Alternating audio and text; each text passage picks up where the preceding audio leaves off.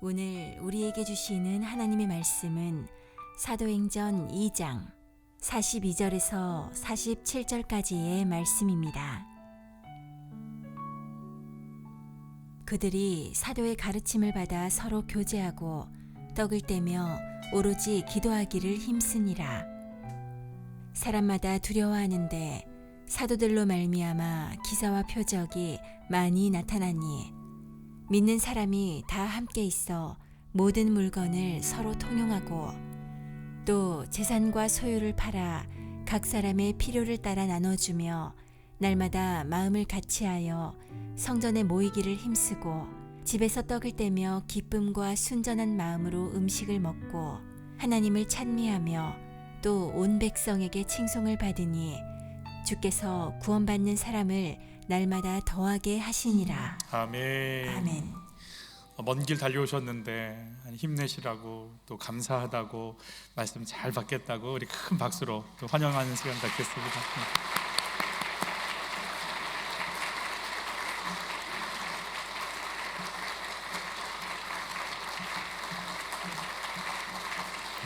예배 참석한 여러분들에게 우리 하나님의 은혜와 평강이 넘치기 바랍니다.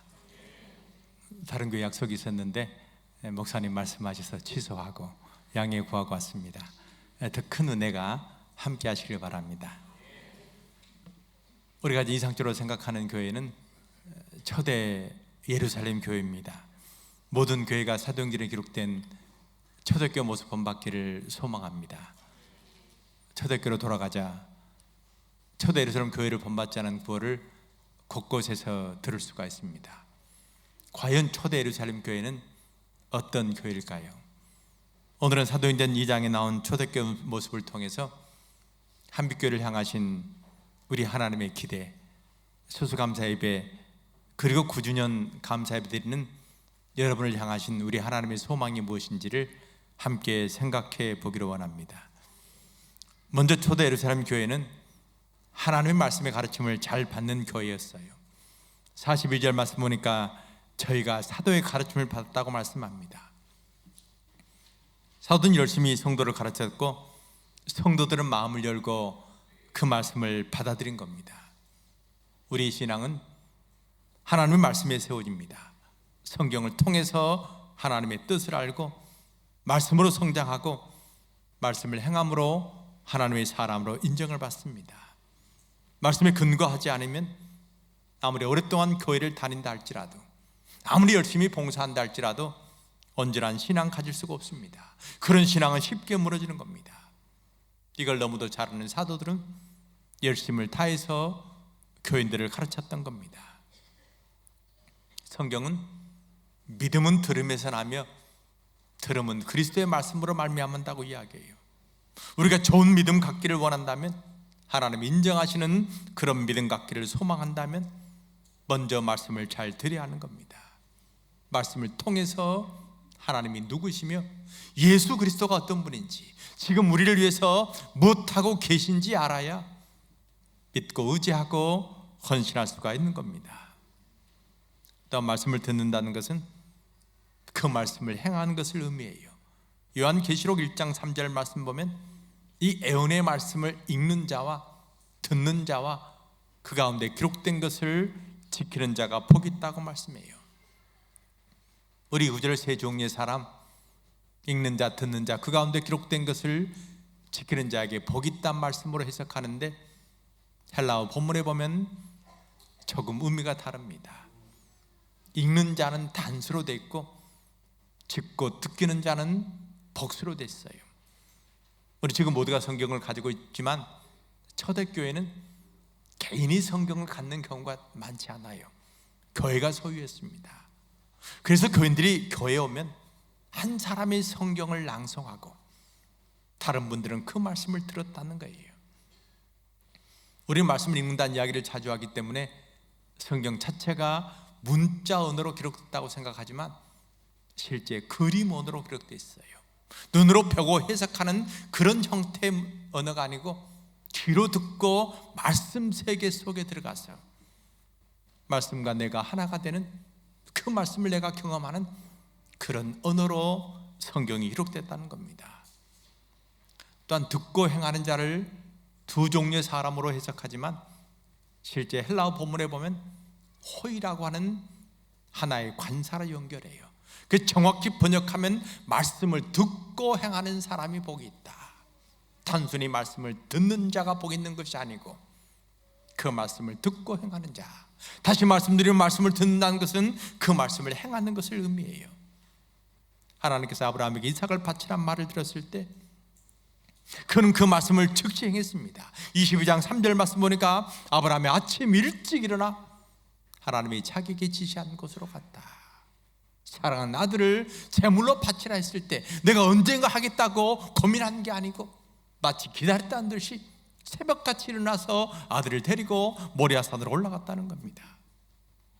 예수님이 제자들에게 나를 따라오라 하시니 제자들이 즉시 모든 것을 버리고 주님을 따랐습니다. 성경은 분명히 이야기합니다. 말씀을 듣고 행하는 사람이 복이 있다고. 바로 그런 사람에게 하나님이 놀라운 은혜와 축복을 허락하신다고. 말씀을 듣고 행함으로 놀라운 하나님의 은혜를 체험하는 여러분이 다 되시기를 바랍니다. 제가 봉산교회에 예배가 끝나면 보통 1시간 정도 성경 공부를 해요. 근데 그 성경 공부는 원로 장로님, 권사님, 중진들 한 7, 80분이 참석을 합니다. 그러다 보니까 초신자가 공부해 오는 경우가 많지 않아요. 오늘 보니까 50대 중반 된 남자분이 공부에 참석을 했어요. 그분 이야기를 들었더니 부인 집사님으로 남편에게 교회 가자고 여러 번 권했는데 잠처럼 교회로 오지 않다가 어떻게 마음을 청하고 교회에 온 거예요.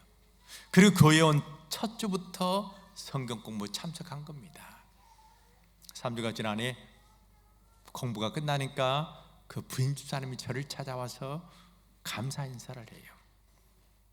무슨 일인가 물었더니 자기 남편이 결혼해서 지금까지 입만 열면 욕을 한다는 거예요. 하루에도 수백 장씩 욕을 한다는 겁니다. 그분 직업이 광주 교도소 교도관이에요. 평생 지인들과 함께 살다 보니까 입에 욕이 밴 겁니다. 근데 그 전주에 제가 야고보서 3장 말씀을 나누면서 혀를 주의하라, 좋은 말을 사용하라, 그 말씀 나눴어요. 근데 그 남편이 그 말씀을 듣자마자 욕을 그쳐버린 거예요. 평생 욕말하던 남편이 욕을 그치니까 너무도 좋아서 저를 찾아와서 감사 인사하면서 목사님 한 가지 더 부탁합시다 그래요. 무엇입니까? 물었더니 내 남편 화 잘 내는데 다음 주는 화내지 말라고 말씀해 주십시오. 근데 이번에 말씀을 드리면 그대로 지키는 거예요. 처음에 교회 올 때 얼굴이 아주 어두웠어요. 평생 죄인들과 함께 살다 보니까 사람을 의심했고 세상을 부정적인 시각으로 본 겁니다. 근데 말씀을 듣고 그 말씀을 행함으로 그가 달라지기 시작했어요. 주일날 예배당에 오는 것을 보면 마치 천사의 얼굴을 하는 것처럼 환한 얼굴로 예배당에 들어와요. 제가 그분에게 물었어요. 교회에 나오기 전과 나온 후에 어떤 차이가 있느냐. 예, 목사님, 제 마음이 변하니 온 세상이 달라졌습니다. 제가 평생 동생과 의절에 살았는데 이제 동생과 화목하게 됐고 많은 사람과 좋은 관계를 유지했습니다. 나는 너무너무 복받은 사람입니다. 얼마나 좋아하는지 몰라요. 근데 교회 예배 시간 바뀌어서 더 이상 성경 공부할 수 없게 됐어요. 몇 개월 지난 후에 그 분집사님이 아주 어두운 얼굴로 저를 찾아와서 말합니다. 목사님, 제 남편 옛날로 돌아가 버렸습니다. 제가 그 말씀 듣고 깨달은 게 있어요. 우리가 말씀 듣고 은혜 받고 그 인생이 변했다 할지라도 계속해서 말씀 공급받지 못하면 그의 영혼은 죽어가는 겁니다. 하나님의 말씀은 생명의 양식이에요. 한번 좋은 음식 먹었다 해서 평생 건강히 살 수 없는 것처럼 생명의 양식인 하나님의 말씀도 마찬가지예요. 근데 많은 분들이 옛날 이야기합니다. 내가 어릴 때 성경 암송대 1등 했다. 내가 무슨 성경 프로그램에 참석했다. 그러나 지금은 더 이상 아닌 분들을 많이 만나요. 우리가 과거의 성경을 다 외웠다 할지라도, 아무리 좋은 성경 공부했다 할지라도 지금 영적인 양식 공급받지 못하면 우리 영혼은 죽어가는 것입니다. 이걸 너무도 잘 아는 사도들은 열심을 다해서 교인들을 가르쳤고, 교인들은 마음을 열고 말씀을 받아들인 겁니다.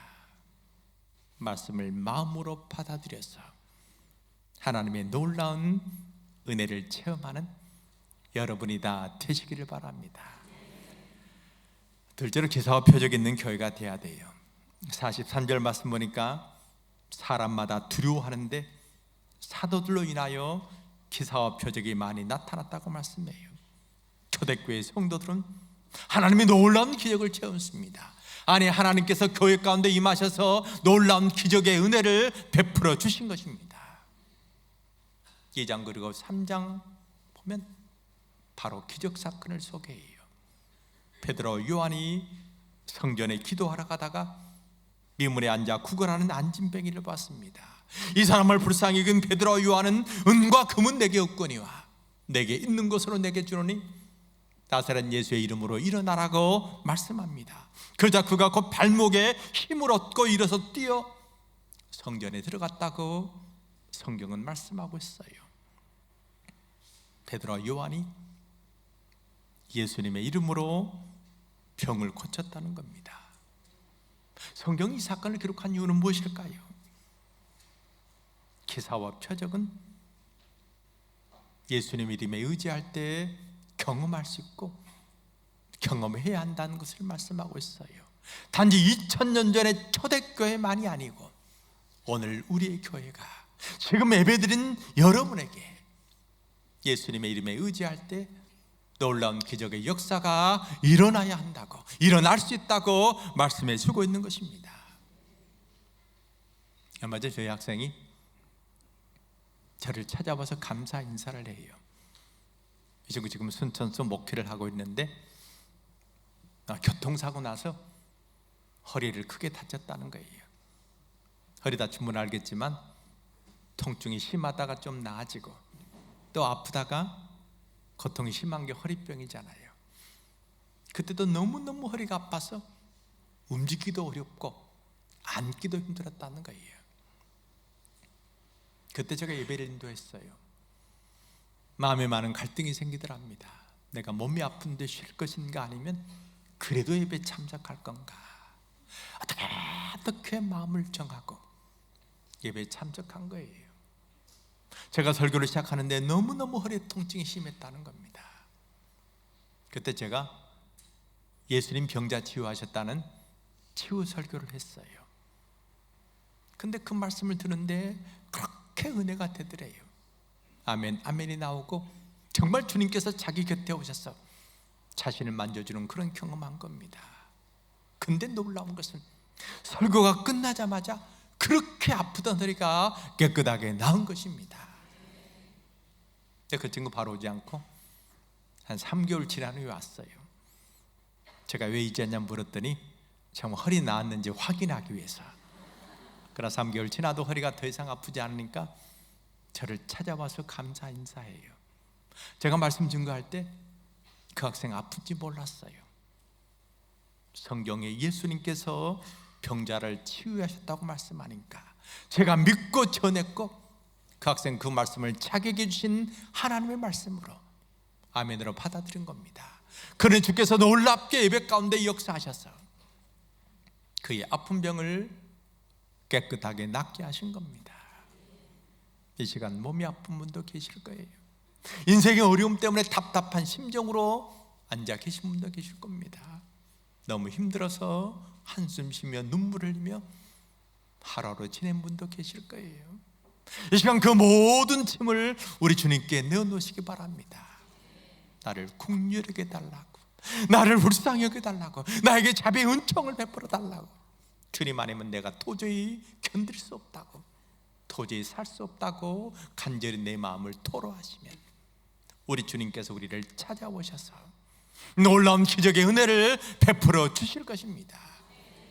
아픈 몸도 고쳐주시고 답답한 심정도 뻥 뚫게 열어주시고 막혔던 담도 헐어지는 놀라운 은혜를 경험하게 되실 것입니다. 나는 연약하지만 우리 주님은 강하시잖아요. 주께서 원하신다면 모든 기적의 역사가 우리 삶 속에 늘 일어나는 겁니다. 이런 은혜를 이 시간 체험하는 여러분 다 되시기 바랍니다. 셋째, 성도 간의 교제, 마음을 여는 친교 있는 그는 교회가 돼야 돼요. 44절 말씀 보니까 믿는 사람이 다 함께 있어 모든 물건을 통용하고 또 재산과 소유를 팔아 각 사람의 필요에 따라서 나눠줬다고 말씀해요. 초대 예루살렘 교회는 성도 간의 사랑이 넘치는 교회였습니다. 자기의 가진 모든 것을 필요한 사람에게 나눠줄 정도로 사랑 있는 교회였습니다. 참된 교회의 모습은 친교에 있는 겁니다. 성도 간의 참된 사랑의 교제를 나누는 교회가 하나님 보시기에 아름다운 교회예요. 만일 교회에 사랑이 없으면 이건 교회가 아니라 단순히 인간의 모임에 불과해요. 이 교회는 하나님의 사랑으로 시작하고 그 사랑을 전하는 것이 교회이기 때문입니다. 요한일서 1장 3절 말씀 보니까 우리가 보고 들은 바를 너희에게 전하면 너희로 우리와 사귐이 있게 하려 함이니 우리의 사귐은 아버지와 아들 예수 그리스도와 더불어 누림이라고 말씀해요. 우리에게 복음을 전하는 목적 자체가 교제, 사귐을 갖게 하렵니다. 근데 우리 성도 간의 사귐은 1:1 너와 나의 사귐이 아니에요. 우리가 깊은 사랑의 교제 나누면 하나님도 우리와 함께 하시고 예수님도 우리와 함께 하시는 겁니다. 그러나 우리가 서로에게 등을 돌려버리면 하나님도 떠나고 예수님도 우리를 떠난다고 성경이 말씀해요. 사실 교회가 사랑 이야기 참 많이 하잖아요.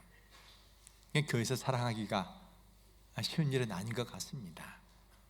제가 학교에서 여성 성서 지도자반을 강의한 적이 있는데 그때 베드로전서 3장 말씀을 나눴어요. 베드로전서 3장은 가움표입니다. 남편과 아내의 관계가 어때야 되고 자식과 부모의 관계가 어때야 되는가. 근데 3장 7절 말씀 보면 남편에게 주신 말씀이 아내는 생명의 은혜를 함께 이어갈 자로 하라 귀히 여기라 이렇게 말씀해요.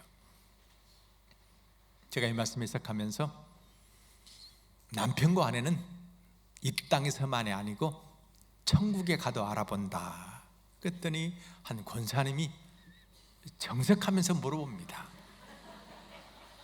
교수님, 정말 제 남편 천국 가도 알아봅니까? 제가 그렇다고 이야기했더니 좀 더 큰 소리로 단호하게 이야기해요. 정말 천국 가도 내 남편 알아봅니까? 내가 그렇다고 말했더니 아주 실망스러운 표정으로 그럼 나 천국 안 갈랍니다 그러더라고요. 내 남편 천국 가서도 알아보면 이 땅에서 견디며 살지만 천국까지 간다면 그런 천국 가지 않겠다고 다짐하는 모습 봤어요. 내가 이 땅에서 저 사람 함께 같은 교회에서 신앙생활 하지만 천국까지 같이 간다면 나는 그런 천국 가지 않겠다고 마음은 닫고 평생 같은 교회에서 신앙생활한 분도 많이 있다는 겁니다. 난 하나님 한 분만을 바라보지 옆에 있는 사람이 무슨 의미가 있냐고, 나는 오직 주님만 바라보겠다고 마음은 닫고 같이 신앙생활 한 분도 계신다는 거예요. 사실 사랑이라는 것은 우리 마음의 문제거든요. 제가 결혼해서 초창기에 제 집사람이 학교에 있기 때문에 제가 청소도 하고 빨래도 하고 설거지도 했어요. 전혀 믿기지 않는 표정이신데 제가 열심히 하다 보니까 내가 더 많이 한 것 같더라고요. 굉장히 마음이 불편해요. 오늘날 불러서 이야기했습니다. 내가 설거지 빨래 청소하다 보니까 더 많이 한 것 같은데 어찌했으면 좋겠냐. 그땐 답변이 내일이다 하고 하라는 겁니다. 근데 그때부터 내일이다 하고 있어요. 도와준다고 생각할 때는 마음이 불편했는데 내일이라고 생각하니까 너무 자연스럽습니다. 지금도 열심히 하고 있어요. 제가 집에 가면 청소할 것입니다. 옆에 있는 분은 그냥 있는 분이 아니에요. 하나님과 예수 그리스도가 나와 함께하는 그런 역할을 한 분이 바로 옆에 있는 분이에요. 얼마나 소중한 분인지 몰라요. 우리가 사랑하는 그 하나님, 우리가 사랑하는 예수 그리스도와 나와 동행할 수 있는 그런 연결고리가 된 분이 바로 옆에 계신 분이에요. 얼마나 감사한지 모릅니다. 우리 한번 감사 인사할까요? 고맙습니다. 옆에 분하고 한번 인사 한번 하시죠. 별로 안 하시네요. 여러분들 좀 문제가 있으세요? 부부신가요? 근데 뭐 하는데 남편은 나 관심 없다, 천국과 알아보면 안 되겠다, 이런 생각하고 계신 것 같은데, 다시 한번 고맙습니다 이렇게 인사하세요. 얼굴을 안 보시네요. 목사님 대하실 때 목사님 때문에 예수님이 나와 함께 하시는구나. 장로님 대하실 때 장로님 때문에 하나님이 함께 하시는구나. 성도를 대할 때 그런 마음으로 서로 대하시기 바랍니다. 그러면 한빛교회가 천국으로 변하는 놀라운 역사가 일어나게 되실 것입니다. 또 마음을 같이하여 모이기를 힘쓰는 교회가 되어야 돼요. 46절 말씀 보니까 날마다 마음을 같이하여 성전에 모이기를 힘썼다고 말씀해요. 먼저 성도들이 한 마음을 가졌다는 겁니다. 생각을 모으는 일에 힘을 썼다는 거예요. 같은 생각을 가지니 자연스럽게 보고 싶고 교회에 함께 모여들었다는 겁니다. 사도 바울은 말하잖아요. 교회의 머리는 그리스도시다. 바울이 교회의 머리를 그리스도라고 말씀한 이유는 교회는 다양한 경험과 생각과 환경과 사고를 가진 사람이 모여 있어요. 조그만 일에도 서로 의견 다를 수밖에 없습니다. 모든 교인들이 주인의식 가지고 있기 때문에 한 번 자기 주장하면 점처럼 그 주장 굽히지 않아요. 사소한 일에도 의견 다를 수밖에 없습니다.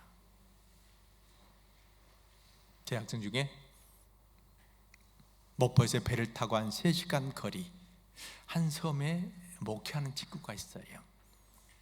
제가 부인 보니까 전체 주민이 8명이랍니다. 그곳에 교회가 있었어요. 교인이 3명이에요. 엄청 큰 교회잖아요. 8명 가운데 3명 교인이니까. 근데 몇 개월 지났더니 2사람 작당하고 1사람 쫓아내더랍니다. 지금 1사람 남았대요. 1사람도 용납할 수 없는 것이 우리 마음이에요. 때로 그렇게 바울이 너희가 교회의 주인이 아니고 너희가 교회의 머리가 아니고 하나님이 교회의 주인이시고 예수 그리스도가 교회의 머리라고 우리에게 말씀하고 있는 겁니다. 내 주장 앞세우면, 내 생각 앞세우면 서운한 생각만 들고 만족하지 못하는 거예요. 아무리 교회에서 자기 주장 들어진다 할지라도, 자기가 원한다든지 할지라도 아무런 의미가 없어요. 하나님이 은혜 주시지 않으면, 하나님이 잘했다고 칭찬하지 않으면 그건 별 의미가 없는 것입니다. 바울은 이야기해요. 모든 것이 가나 모든 것이 덕을 세우는 것이 아니요, 모든 것이 가나 모든 것이 유익한 것이 아니다.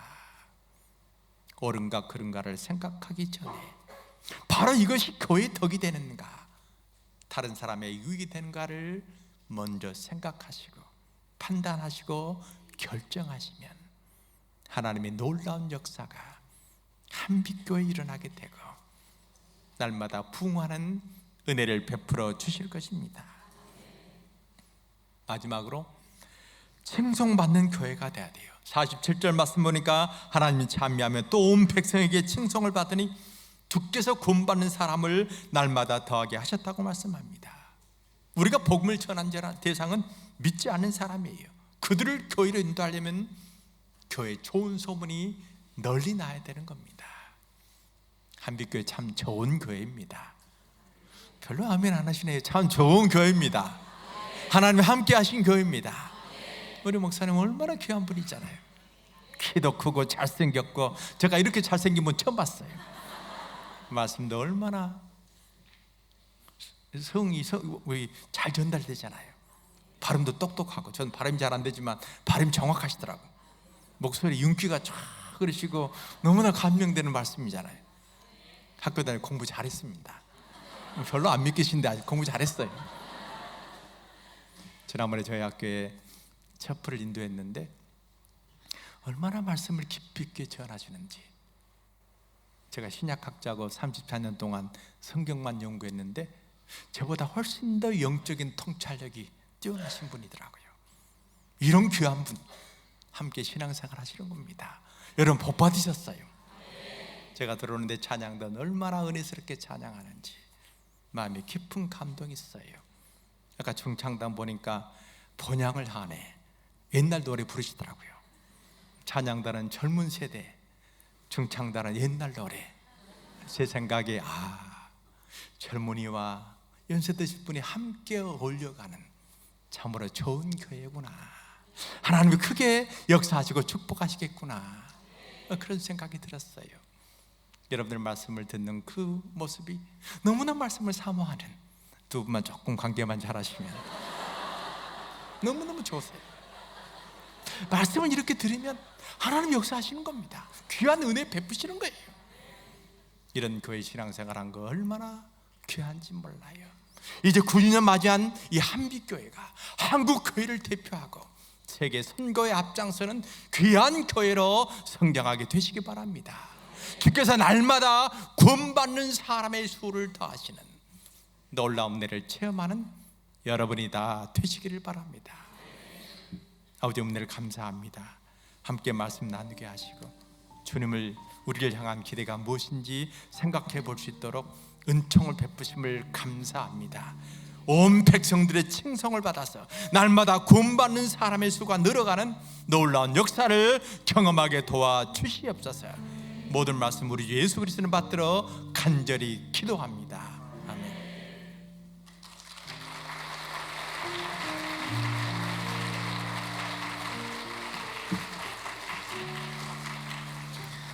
네, 우리 찬양하면서 하나님께 나가시겠습니다.